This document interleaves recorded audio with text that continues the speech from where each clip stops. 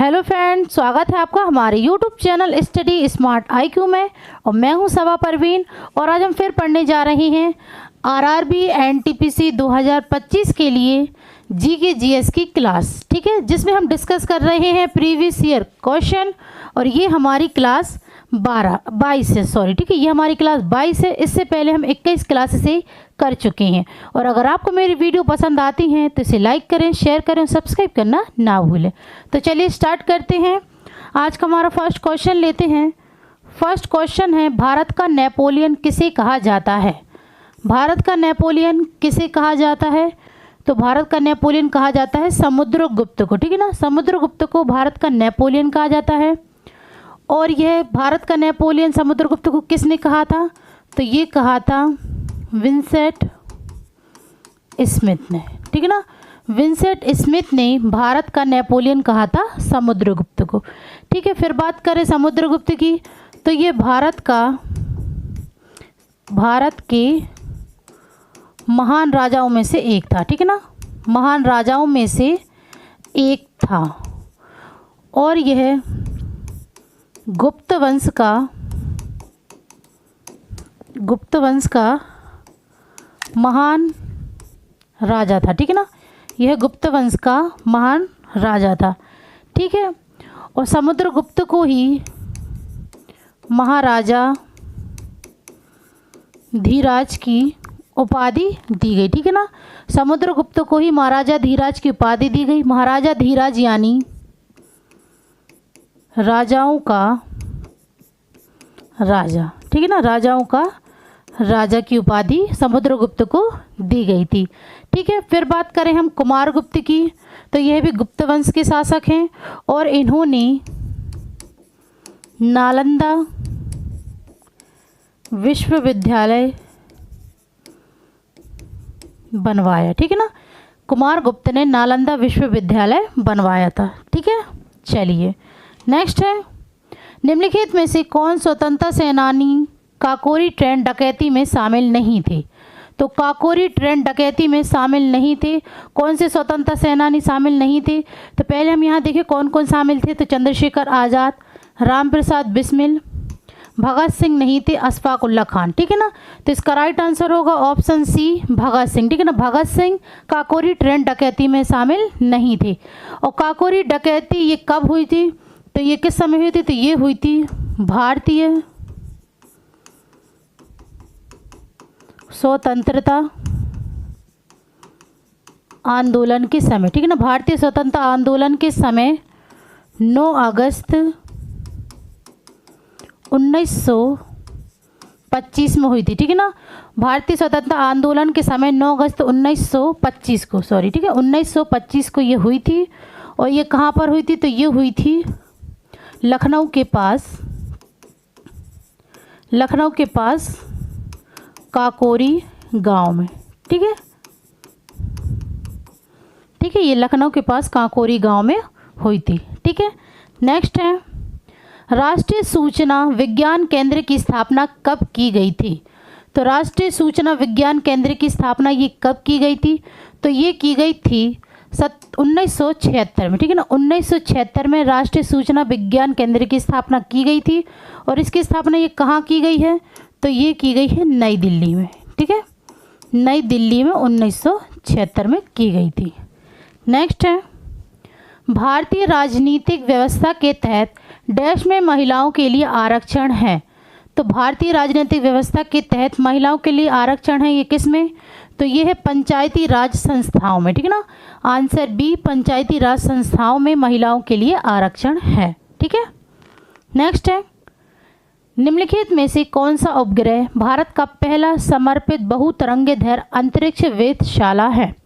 तो भारत का पहला समर्पित बहुतरंगीधर अंतरिक्ष वेधशाला यह कौन सा उपग्रह है? तो ये है एस्ट्रोसैट, ठीक है ना। एस्ट्रोसैट यह भारत का पहला समर्पित बहुतरंगीधर अंतरिक्ष वेधशाला है। नेक्स्ट है, UNDP का पूर्ण रूप क्या है? UNDP का पूर्ण रूप क्या है? तो इसका पूर्ण रूप है संयुक्त राष्ट्र विकास कार्यक्रम, ठीक है ना, यूनाइटेड नेशन डेवलपमेंट प्रोग्राम इसका पूर्ण रूप है, ठीक है। नेक्स्ट है, 2011 की जनगणना के अनुसार भारत में महिला साक्षरता का लगभग प्रतिशत कितना है? तो भारत में महिला साक्षरता का लगभग प्रतिशत ये कितना है? तो ये है 65.46%। ठीक है ना, ये महिलाओं का साक्षरता लगभग। फिर बात करें भारत का कुल साक्षरता दर, भारत की कुल साक्षरता दर कितनी है? तो ये है 74.04%। ठीक है, ये भारत की कुल साक्षरता दर है। फिर बात करें पुरुष साक्षरता दर,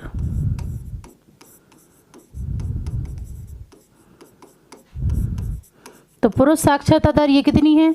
तो ये है 82.14%। ठीक है ना, 82.14% ये पुरुष की और महिलाओं की है 65.46%। ठीक है। नेक्स्ट है कंप्यूटर और इंटरनेट के क्षेत्र में W3C का क्या अर्थ है? W3C का क्या अर्थ है?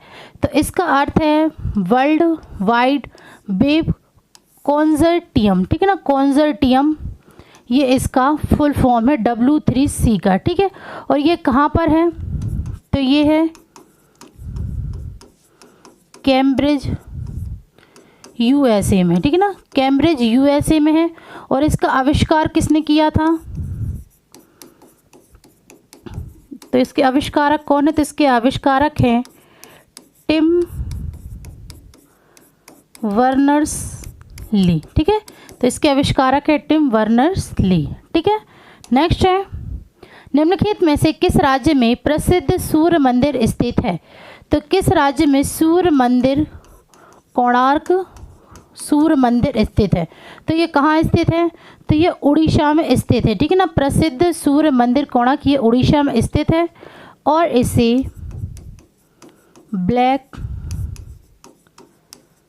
पैगोडा के नाम से भी जाना जाता है। ठीक है ना, ब्लैक पैगोडा के नाम से भी इसे जाना जाता है। नेक्स्ट है भारत सरकार द्वारा किस वित्तीय वर्ष के दौरान जल क्रांति अभियान शुरू किया गया था? तो किस वित्तीय वर्ष के दौरान जल क्रांति अभियान शुरू किया गया था? तो ये शुरू किया गया था 2015 से 16 के बीच। ठीक है, ये शुरू किया गया था। नेक्स्ट है निम्नलिखित में से कौन बुकर पुरस्कार जीतने वाली पहली भारतीय महिला थी? तो बुकर पुरस्कार जीतने वाली पहली भारतीय महिला कौन थी? सबसे पहले बात करें बुकर पुरस्कार की शुरुआत कब हुई थी? तो ये हुई थी 1969 में। ठीक है ना, 1969 में बुकर पुरस्कार की शुरुआत हुई थी और इसको जीतने वाली पहली भारतीय महिला ये कौन थी? तो ये थी अरुंधति रॉय। ठीक है ना, अरुंधति रॉय बुकर पुरस्कार जीतने वाली पहली भारतीय महिला थी। फिर हम बात करें सरोजनी नायडू की, तो इन्हें भारत की कोकिला कहा जाता है। ठीक है ना, भारत की कोकिला कहा जाता है। नेक्स्ट है निम्नलिखित में से कौन सा पड़ोसी देश पाक जल डमरू मध्य और मन्नार की खाड़ी द्वारा गठित समुद्र के एक संकीर्ण चैनल द्वारा भारत से अलग है? तो कौन सा देश जो पाक जल डमरू मध्य और मन्नार की खाड़ी द्वारा समुद्र के एक संकीर्ण चैनल द्वारा भारत से अलग है? तो ये कौन सा पड़ोसी देश है? तो ये है श्रीलंका। ठीक है ना, श्रीलंका ये चैनल द्वारा भारत से अलग है। नेक्स्ट है निम्नलिखित में से किस पौधे में छुपे हुए प्रजनन अंग होते हैं? तो छुपे हुए प्रजनन अंग ये किस पौधे में होते हैं? तो ये होते हैं मार्सिलिया में। ठीक है ना, मार्सिलिया में छुपे हुए प्रजनन अंग होते हैं। नेक्स्ट है विश्व व्यापार संगठन की स्थापना कब हुई थी? तो विश्व व्यापार संगठन की स्थापना ये कब हुई थी? तो ये हुई थी 1995 में। ठीक है, 1995 विश्व व्यापार संगठन की स्थापना हुई थी और यह कहाँ पर है? तो ये है जिनेवा स्विट्ज़रलैंड में। ठीक है, जिनेवा स्विट्ज़रलैंड में ये स्थित है। ठीक है। नेक्स्ट है निम्नलिखित में से कौन परमाणु ऊर्जा उत्पादन का प्रमुख खतरा है? तो परमाणु ऊर्जा उत्पादन का प्रमुख खतरा कौन सा है? तो ये है भंडारण और फैलाव। इसका राइट आंसर होगा ऑप्शन बी, भंडारण और फैलाव। ये परमाणु ऊर्जा उत्पादन का एक प्रमुख खतरा है। नेक्स्ट है सर विलियम जोन्स ने एशियाटिक सोसाइटी की स्थापना कब की? तो सर विलियम जोन्स ने सर विलियम जोन्स ने एशियाटिक सोसाइटी की स्थापना ये कब की थी? तो ये इन्होंने की थी 1784 में, ठीक है ना। 1784 में सर विलियम जोन्स ने एशियाटिक सोसाइटी की स्थापना की थी। और इसकी स्थापना इन्होंने कहाँ की थी स्थापना? तो ये की थी कोलकाता में, ठीक है ना, कोलकाता में इसकी स्थापना की थी। फिर भारतीयों को पहली बार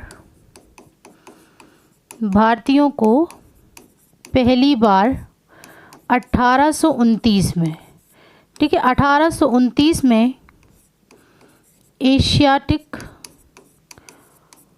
सोसाइटी का सदस्य बनाया गया, ठीक है ना। 1829 में एशियाटिक सोसाइटी का सदस्य बनाया गया था पहली बार भारत को, ठीक है। चलिए नेक्स्ट है, नादिर शाह ने कब भारत पर आक्रमण किया और दिल्ली को लूटा था? तो नादिर शाह ने कब भारत पर आक्रमण किया और दिल्ली को लूटा? तो ये इसने किया था 1739 में, ठीक है ना। 1739 ने इसने भारत पर आक्रमण किया और इसने दिल्ली को लूटा था, ठीक है। नेक्स्ट है, बहुरूपी गांधी किसने लिखी है? बहुरूपी गांधी यह किसने लिखी है? तो ये लिखी है अनुबंधोपाध्याय ने, ठीक है ना, अनुबंधोपाध्याय ने यह लिखी है। नेक्स्ट है, निम्नलिखित में से किसे 2019 में विदेशियों के लिए मेक्सिको का सर्वोच्च पुरस्कार सम्मान मिला है? तो 2019 में विदेशियों के लिए मेक्सिको का सर्वोच्च नागरिक सम्मान मिला है। तो ये किसे मिला? तो ये मिला है प्रतिभा सिंह पाटिल को, ठीक है ना, प्रतिभा सिंह पाटिल को ये पुरस्कार मिला है। नेक्स्ट है, निम्नलिखित में से कौन सी चीनी को अल्कोहल में बदलने की प्रक्रिया है? तो अल्कोहल में बदलने की प्रक्रिया है ये कौन सी? तो ये है किण्वन, ठीक है ना। किण्वन जो है, जो चीनी को अल्कोहल में बदलने की प्रक्रिया है। नेक्स्ट है, निम्नलिखित में से किसमें जेनेटिक इंजीनियरिंग शामिल है? तो किसमें जेनेटिक इंजीनियरिंग शामिल है? तो ये हमारे पास 4 ऑप्शन दी है। अब इनमें से हमें बताना कि किसमें जेनेटिक इंजीनियरिंग शामिल है। तो यह शामिल है जीन क्रांति में, ठीक है ना, जीन क्रांति में जेनेटिक इंजीनियरिंग शामिल है। नेक्स्ट है, केरल में मोपला विद्रोह, मालाबार विद्रोह कब हुआ था? तो केरल में मोपला विद्रोह ये कब हुआ था? तो यह हुआ था 1921 में, ठीक है ना। 1921 में केरल में मोपला विद्रोह हुआ था। मोपला विद्रोह को और किस नाम से भी जाना जाता है? तो इसे जाना जाता है मोपला दंगा, मोपला नरसंहार, ठीक है ना, मोपला दंगा और मोपला नरसंहार के रूप में भी इसे जाना जाता है, ठीक है। नेक्स्ट है, छोटी आंत की आंतरिक परत में कई उंगलियों जैसे उभार होते हैं जिन्हें क्या कहा जाता है? तो छोटी आंत की आंतरिक परत में कई उंगलियों जैसी उभार होती है, तो इसे हम क्या कहते हैं? तो इसे कहते हैं दीर्घ रोम, ठीक है ना, इसे दीर्घ रोम कहा जाता है। नेक्स्ट है, निम्नलिखित में से कौन भारतीय संविधान की मसौदा समिति का सदस्य नहीं था? तो भारतीय संविधान की मसौदा समिति का सदस्य नहीं था। तो सबसे पहले हम बात करें भारतीय संविधान की मसौदा समिति का अध्यक्ष कौन थे? भारतीय संविधान मसौदा समिति के अध्यक्ष, ठीक है, अध्यक्ष कौन थे? तो ये थे डॉक्टर BR अम्बेडकर, ठीक है, डॉक्टर BR अम्बेडकर यह मसौदा समिति के अध्यक्ष थे। फिर बात है यहाँ पे कि इनमें से सदस्य नहीं था, तो कौन कौन सदस्य पहले ये देख लेते हैं। तो डॉक्टर KM मुंशी ये सदस्य थे, N गोपाल स्वामी अयंगर ये भी सदस्य थे, और सैयद मोहम्मद सादुल्ला ये भी सदस्य थे। AP ठक्कर ये सदस्य नहीं थे मसौदा समिति के। तो इसका राइट आंसर होगा ऑप्शन B, AB ठक्कर यह भारतीय संविधान की मसौदा समिति के सदस्य नहीं थे। नेक्स्ट है, कंप्यूटर किसी डाटा को प्रोसेस करने के लिए निम्न में से किस लैंग्वेज का उपयोग करता है? तो कंप्यूटर किसी भी डाटा को प्रोसेस करने के लिए किस लैंग्वेज का यूज़ करता है? तो ये करता है बाइनरी फॉर्म का, ठीक है ना। बाइनरी फॉर्म यह 0 से 1 डिजिट के रूप में होती है, ठीक है ना, 0 से 1 के रूप में ये होती है, ठीक है ना। तो ये थे आज के हमारे आरआरबी एनटीपीसी के टॉप एमसीक्यू। तो आई होप आपको ये वीडियो पसंद आई हो। तो ऐसी ही वीडियो देखने के लिए हमारे चैनल को लाइक करें, शेयर करें, सब्सक्राइब करें। Thank you.